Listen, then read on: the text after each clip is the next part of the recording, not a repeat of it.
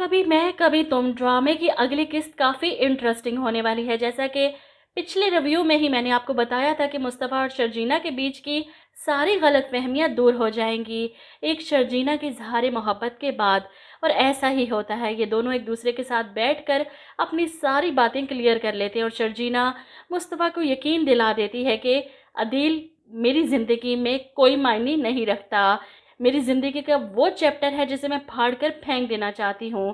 खैर, मुस्तफ़ा को ये बात ही खुशी दे देती है कि शर्जीना इससे मोहब्बत करती है, इसकी सारी खामियों को, इसके सारे निकम्मेपन को दिल से कबूल कर चुकी है। वो भी शर्जीना से वादा करता है कि आज के बाद तुम्हारी सेल्फ रिस्पेक्ट पर कभी कंप्रोमाइज़ नहीं करूँगा।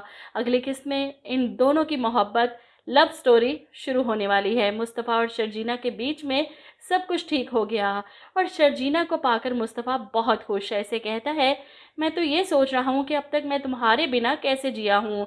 अब तो ऐसा लगता है कि तुम्हारे बिना मैं अधूरा रह जाऊँगा। बहरहाल, शादी के बाद पहली बार शर्जीना की छोटी बहन अपने शोहर के साथ इसके घर आती है इससे मिलने। शर्जीना तो खुश है अपनी बहन को देखकर, लेकिन परेशान भी कि कहीं इसकी सास कोई ऐसी वैसी बात ना कर दे। लेकिन सास तो कुछ नहीं कहती, रुबाब खुद पर काबू नहीं रख पाती। वो इन लोगों के पास आकर बैठती है। अच्छा, तो तुम हो शर्जीना की वो बहन जिसकी शादी इसके साथ होने वाली थी। अब देखो, शर्जीना को मैं देखती हूँ कैसे इसने एडजस्ट कर लिया अपने आप को। अदील के साथ शादी नहीं हो पाई, मुस्तफ़ा के साथ हो गई।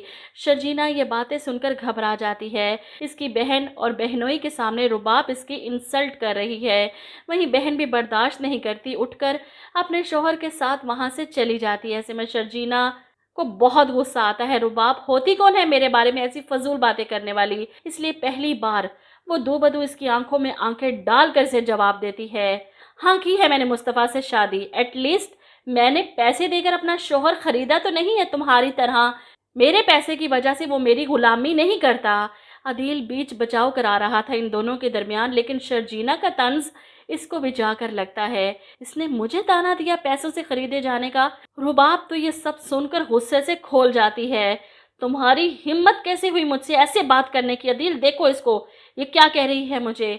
वहीं अदील भी शर्जीना पर चढ़ाई करता है, ये तुम कैसे बात कर रही हो रुबाब से? तुम बहुत बदतमीजी कर रही हो, माफ़ी मांगो अभी। वहीं इनके लड़ने की आवाज़ नमाज पढ़ते मुस्तफ़ा के वालिद के कानों में पड़ती है। वो सलाम फेर कर उठकर बाहर आ रहे हैं। इनकी बीवी तो पहले ही मौजूद थी और हर हाल में वो रुबाब की ही साइड लेंगी, शर्जीना को ही बुरा कहेंगी। ऐसे में मुस्तफ़ा भी घर पहुंचता है। अभी अभी अंदर से आने वाली आवाज़ें सुनकर अंदर भागता है, घर में क्या हो रहा है।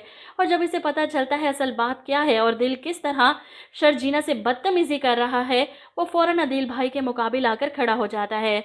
शर्जीना क्यों माफ़ी मांगेगी आपकी बीवी से?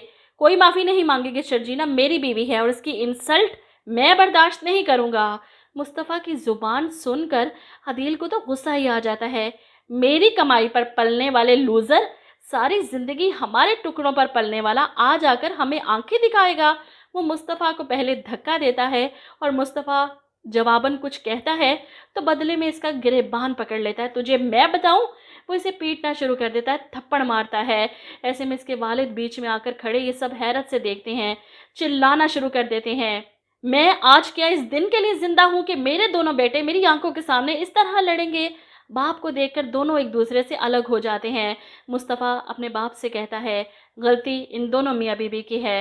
वो शर्जीना का हाथ पकड़ता है और उसे वहाँ से ले जाता है और ये सब देखकर तो अदील हैरत ज़दा रह जाता है कि आखिर इसमें इतनी जुर्रत आई कैसे।